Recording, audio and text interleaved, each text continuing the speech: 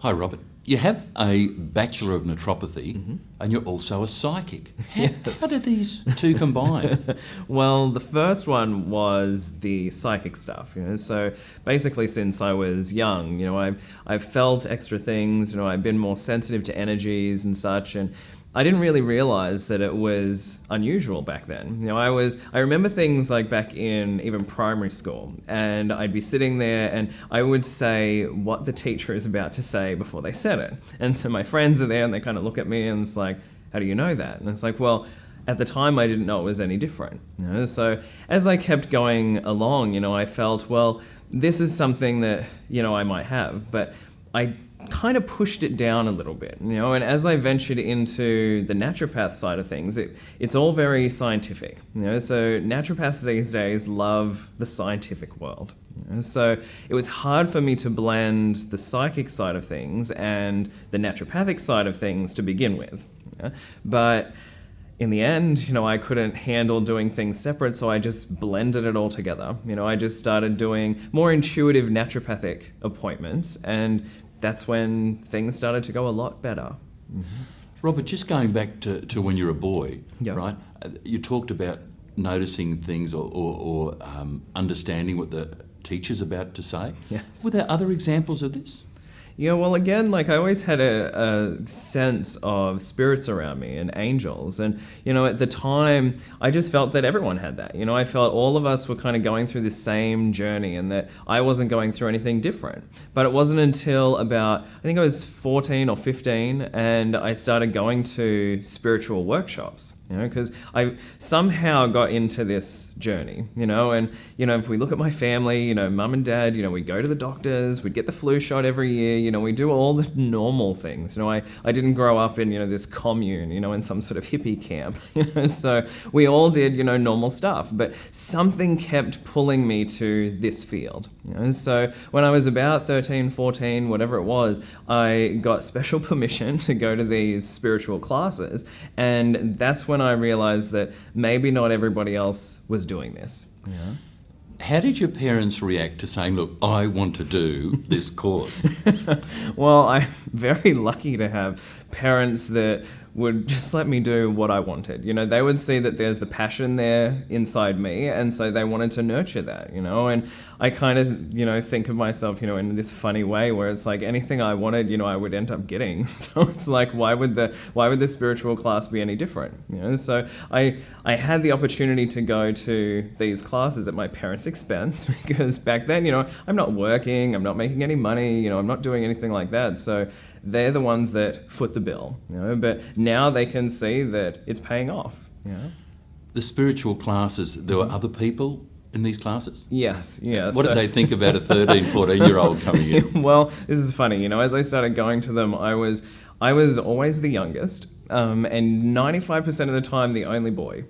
And so I'm surrounded by all these middle-aged women who just wanted to mother me. It's like I had all these extra mums, looking after me in these classes, which was lovely, and it also gave me a chance to feel really safe. I felt comfortable and safe in being able to just be open, express myself, and tap into my abilities. When you talk about tap into your abilities, what did these classes teach you at that early age? Well, I think it was the confidence, because again, as a kid, you wouldn't say this stuff to people, you'd kind of hold it back. But I think in the classes, they'd pair us up and we'd be doing, little readings and things on each other. And it just gave me the confidence to trust in whatever they were bringing through. How did your parents react with Robert coming home, and were they rolling eyes or anything? Another reading underway at the breakfast table? Well, yeah, there were a few moments like that. But again, like I said, they were wonderfully supportive, so they let me practice on them. They let me, try different things. And, they're still, my best marketers. They're the ones that are, singing the praises. Now, your journey is moving there through school, right? Was this difficult at school in your later teenage years? I don't think so. Like, I feel I was really lucky to have a nice group of friends, and it's perhaps, they guided me to, supportive and more sensitive people. So I wasn't really feeling judged, or put down or anything like that. And all my friends knew I was a little bit different anyway. But I do remember, having these funny little jokes where I'd say, working with more the mediumship side of things, it's like, okay, we're doing, an English exam. And so there'd be a question and it would say, oh, what did Shakespeare mean by this? It's like, I don't know, I'll ask him, so I'll just tune in and get it from the man himself. When you say tune in, Robert, say an example, what did you actually do? Well, I would just sort of sit there in the exam room and then, relax myself, a few deep breaths, and then I would just call on the angels and call on his energy to deliver the answers. What do you mean by calling on the angels? Well, for me, it's more like an inside prayer. So I would put these, thoughts out there, and I would send my energy out into the universe to say, okay, this is what I'm after. This is the stuff that I'm seeking right now, and then. For me, I really feel with 4 different senses, so I get it through visual and hearing mostly, which is your clairvoyance and clairaudience, but then there's also claircognizance and clairsentience, which is thoughts and feelings. So when I then tune in, it's like I'm basically just listening with my body. I'm going, okay, what am I feeling? What am I hearing? What am I sensing going on? Those kinds of things. And that's how I get the answers. That's how I bring through whatever message is there. Now, you talked about tuning in, right? Mm-hmm. Can you remember the first time you sort of actually tuned in and you got an answer and like, did you then question that? Well, I think the first time, like tuning in maybe for somebody else, like I remember when I was younger, I would feel sort of energies in, my bedroom and in the house. But again, I don't really think that was me, doing readings or whatnot. But the first time, when I'm tuning in with someone, I remember I was sitting with this lady and all I got was the color green. It's like there's nothing else coming up but the color green. And so I'm going, well, I don't know what this means. I'm new at this. Maybe I'm doing something wrong. Maybe something's not quite right.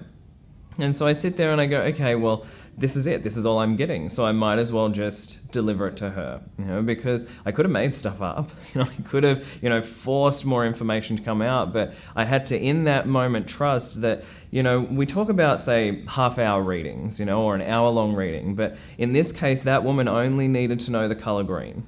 So for me, it was meaningless. I didn't know what it meant. But I say it to her, thinking I've done something wrong, and she bursts into tears. Because for her, there was this significant correlation between her and her brother. So when her brother was still living, he and her would try and kind of do this little, mind freeze thing on each other and go, okay, well, what color am I thinking of? And he would always think of the color green.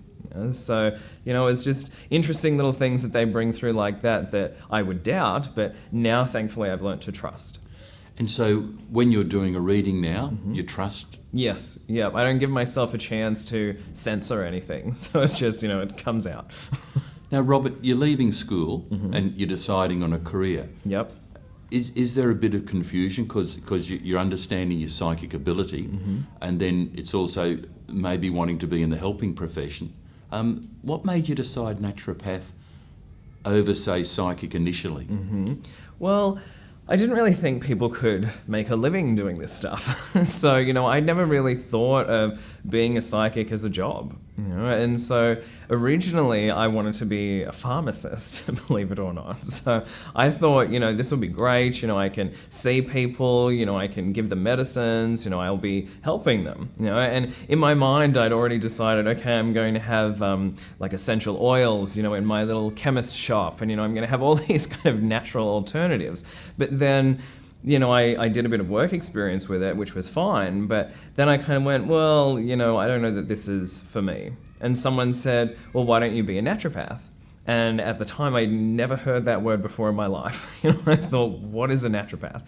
And so then I investigated, I go see a few naturopaths, and it's like, okay, that's what I want to do. So I'm going to go and explore this idea a little bit more. And as I said, in the naturopath field, it became very scientific.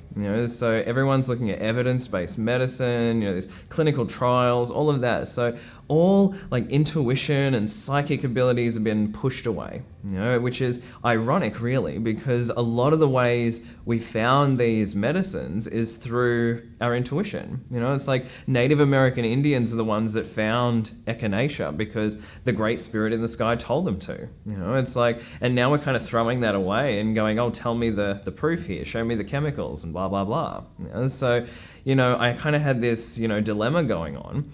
But then, as I said, I didn't think that you could be a professional psychic. I just thought that was kind of a fun hobby.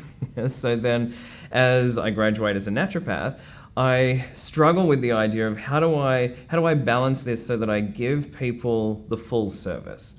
And whatever happened, and I decided to go through all my case files.